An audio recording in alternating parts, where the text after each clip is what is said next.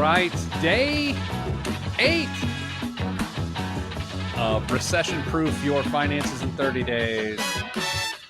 The 30-day program, we're going to try to fix your financial life before it completely falls apart. I've done an attitude check. I'm ready to go. Are you ready to go? Because that's what we're doing today. This is for the people living day to day, Oh boy. living check to check. So I'm thinking about changing my name to Mixed Feelings, like legally changing my name to like just Mixed is my first name and Feelings is my last name. Every day we look for positive news. We look for the truth. And fortunately, the internet provides that to us sometimes. Right now, as we speak, the Congress is still debating the stimulus package. I can't say I'm mad at this point. I just want it done. I did see the last figures being discussed are about $3,400 for a family of 4. So that's $1,200 for one adult, $1,200 for the next adult, and $500 per kid. I don't know what the means testing is, meaning I don't know what the caps are on that. And I don't know if it's one payment or there's another payment later that is equal to that. I have no idea. I hoped to know today, and I still hope to know today, but I hope to do it by the time we were done here.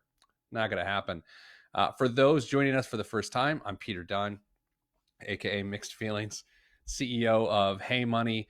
I don't think I've covered this. Look, I write a financial column for USA Today. I've written 10 books on money. I do a radio show, and I run some financial companies. But for you, for the next 22 days, we're besties. We're just working on your financial life. More states are continuing to issue shelter-in-place orders. I know my state just did, but I've been straight just sheltering in place for 10 days, so I'm already used to it. Speaking of, hopefully, these new realities of ours have started to set in a positive way for you. You've accepted our current reality a little easier. I know, frankly, I've been trying to mourn some of the realities of the past, which I hope are a reality again. But in the near future, in the next few months, I have accepted this is my reality, and that acceptance makes it easier to move forward. As always, the whole point of us spending 30 days together doing this, and if we need to do it beyond 30 days, by God, we'll do it. What am I going to do? Just sit here with Mixed Feelings? We're trying to cut your spending by $500.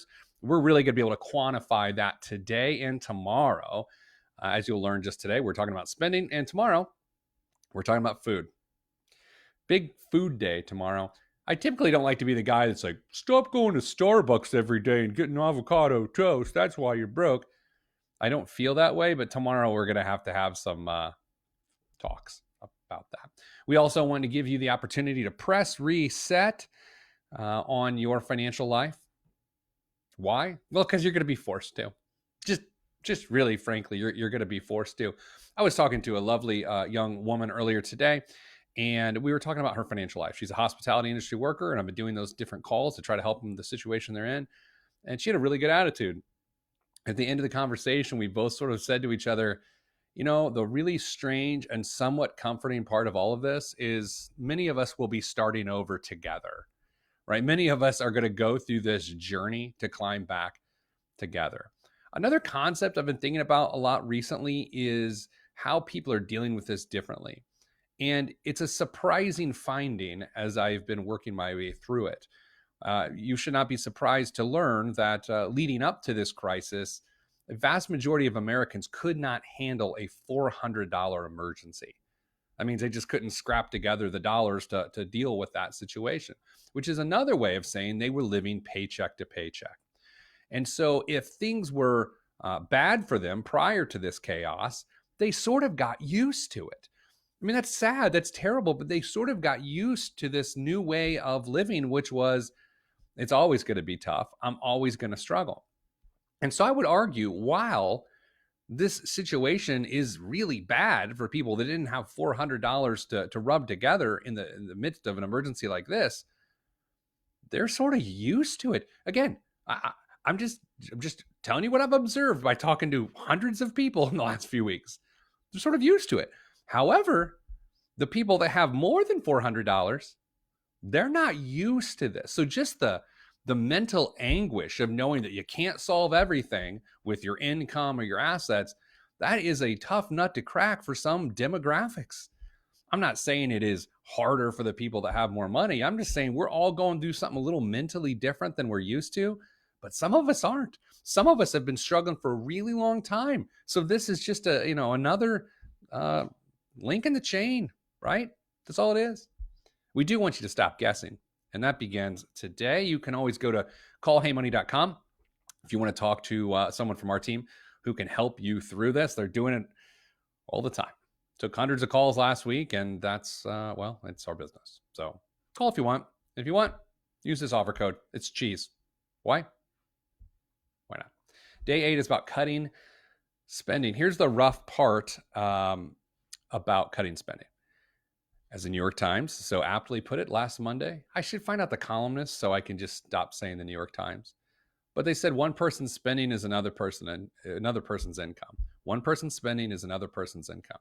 So I need to acknowledge the elephant in the room here, that I'm telling you to cut spending today in some very specific categories coming up. And by doing that, I'm well aware that I'm going to be cutting other people's income. I just think we're in one of those situations where you have to make sure you create some stability before we go back out there and restoke the economy. For a few days now, and by the way, a few days feels like several years. For the last few days, I've been saying, this is an 8 to 10 week challenge. I want you to be secure over the next 2 to 3 months. I don't know what it is about the weekend, when I got to go travel down the hallway. Like, where am I going? I got to thinking about it. I've been doing a lot of reading. I'm doing a lot of reading about the Great Recession and how things worked that way. I'm changing my outlook a little bit. I think we have to be prepared for 16 to 20 weeks of this sort of financial shutdown. And the point of this program is to prepare you for that mentally, because this is a mental challenge. Yes, the dollars and cents of it all, the fact that our income is not there, that creates some issues. But accepting that this is your reality and that the target is there, I think we got to move the target a little bit from 8 to 12 weeks to 16 to 20 weeks. That was a tough realization for me yesterday, honestly. And again, I'm coming to you with complete transparency. I can financially survive the next 16 to 20 weeks.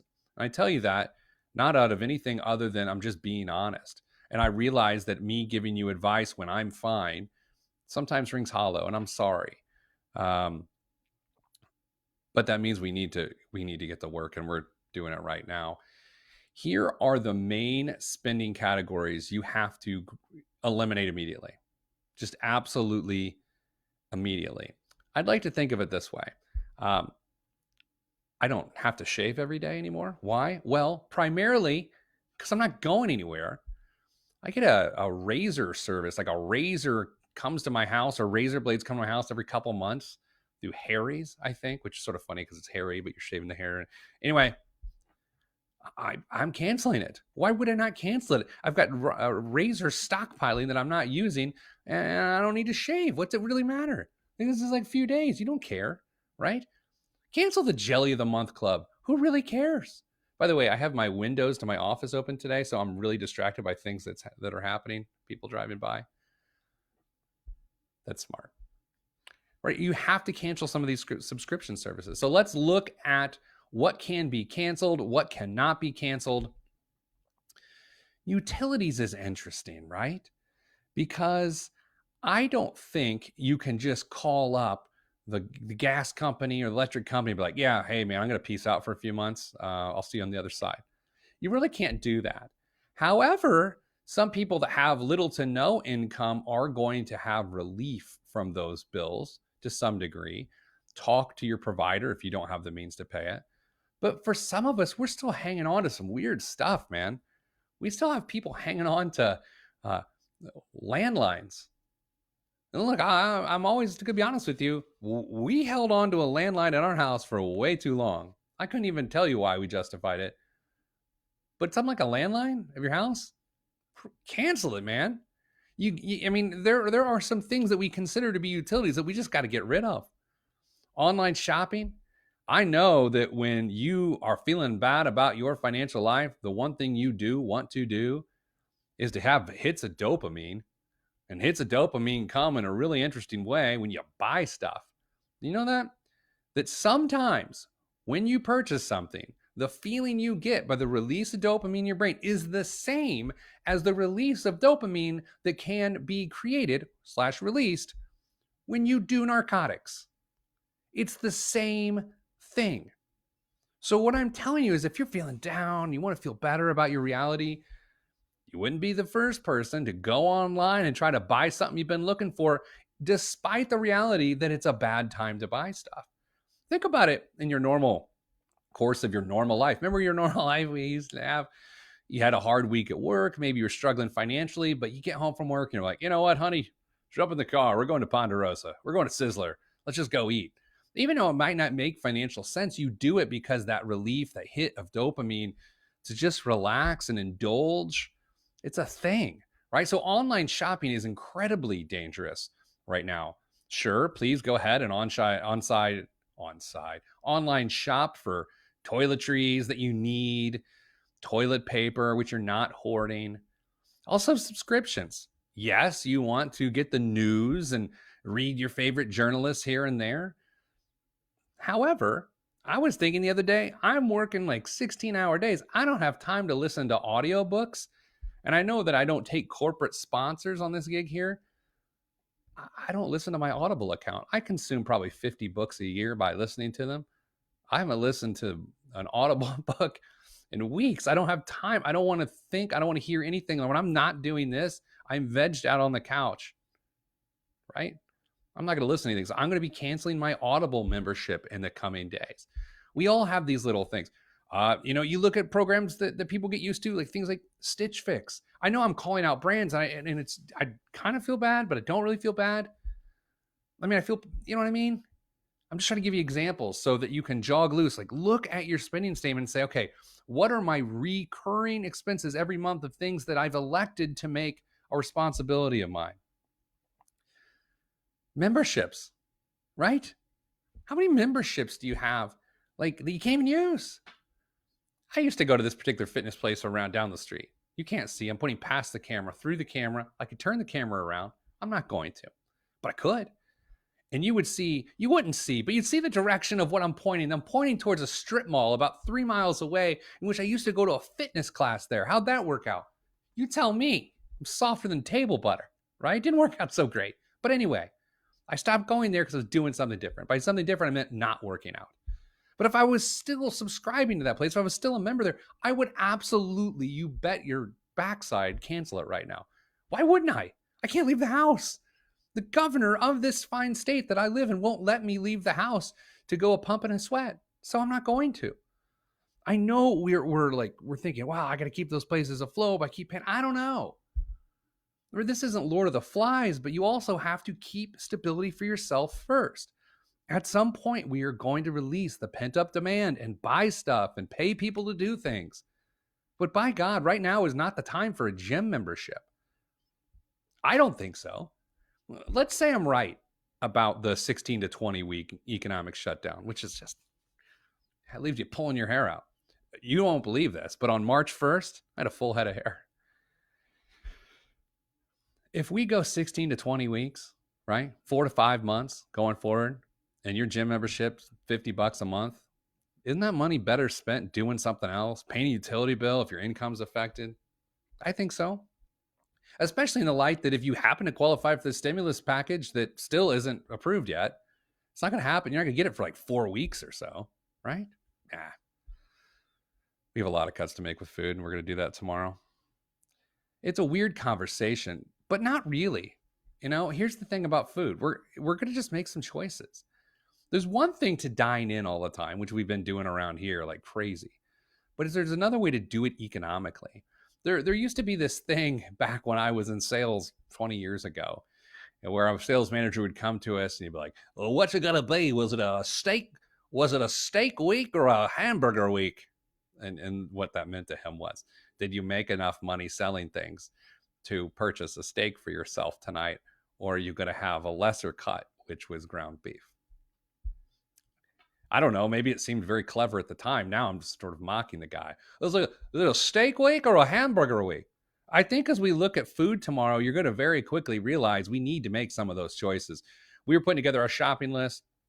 We've got an incredible restaurant group in central Indiana where I live called Psalms, SAHMS, Psalms, that converted their stores to basically marketplaces where you can buy your groceries from, and we are supporting them.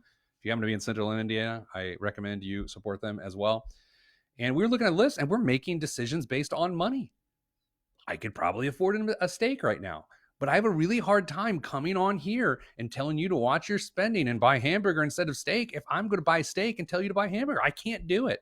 I have enough stress right now. I don't need the stress of hypocrisy, right?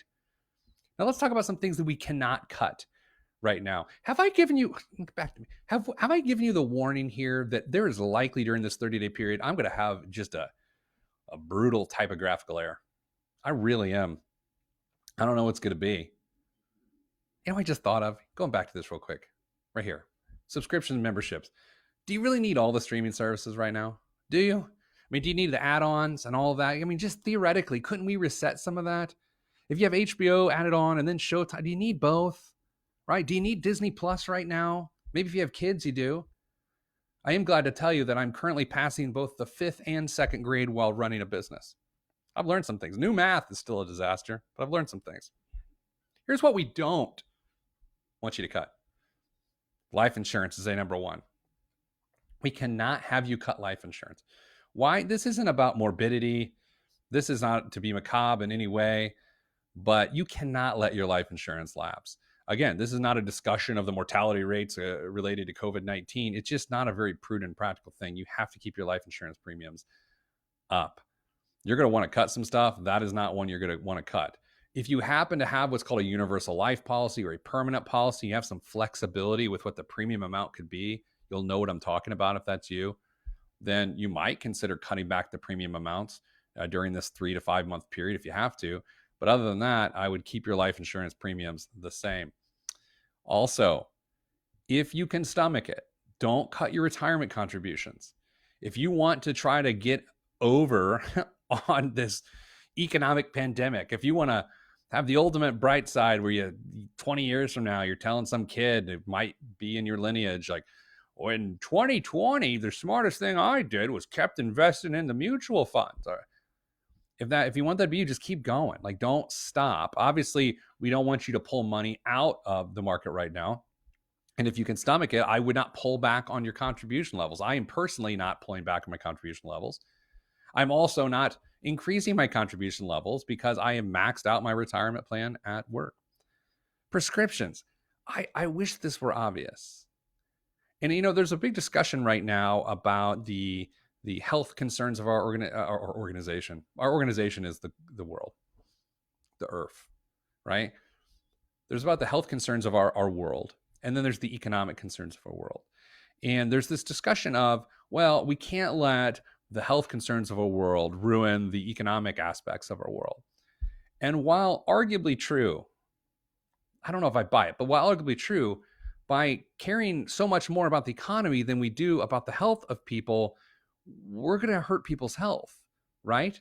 There's going to be a situation where if we try to get too fast with this thing and get back after it, we're not taking care of our health. And I think one of the easiest ways to see the manifestation of that is prescription drug costs. I mean, we all know in this country that prescription drug costs are crazy, right? I mean, I'm not breaking news to you. You understand that. It's really frustrating. People drive to Canada and drive to Mexico if you could still leave the country and do those things so you can get cheaper drugs. Well, what are people doing right now when it comes down to it? Do not drop your prescriptions. You've got to keep your health up. All right. Tomorrow, food. We're going to dig into it. We're going to talk meal planning, right? One of my colleagues is a wonderful woman down in Texas named Gail.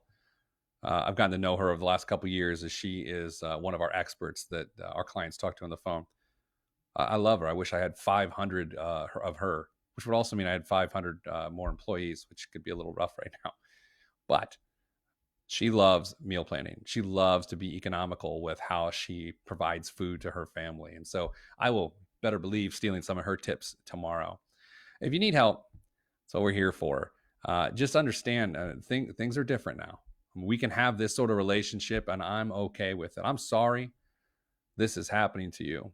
I'm sorry it's happening to me. I'm sorry happening to our kids and our parents and our neighbors. It's getting a little easier though. It's getting a little easier in the sense that we're getting used to some things that you just could never conceive of in the past. But now they're here. The economic realities are going to heat up. I don't think people understand that yet. I think people are getting used to the social aspects of what's going on, the distancing itself, the anti-social aspects of it. People are having cocktail hours with their friends over, Facebook Live or whatever. That's really cool and great to see. I'm not sure the financial realities of this have hit people yet, especially that demographic I talked about earlier that has been struggling for some time and have always felt disenfranchised with how the financial world goes. Yeah, it's going to still be bad for them, but it's going to get a little bit worse. And so I need to make sure that you're taking this deadly seriously when it comes to your finances as well. All right, I'm done blabbering. I got to do payroll. That's what I'm going to do. I'm going to hang up and we're going to run payroll for this past pay period. So thanks for joining me and spending some time with me today. Food is tomorrow. If you have any questions, go to callheymoney.com. I'm Pete the Planner. I'm going to stop talking now. Go send love to somebody. All right.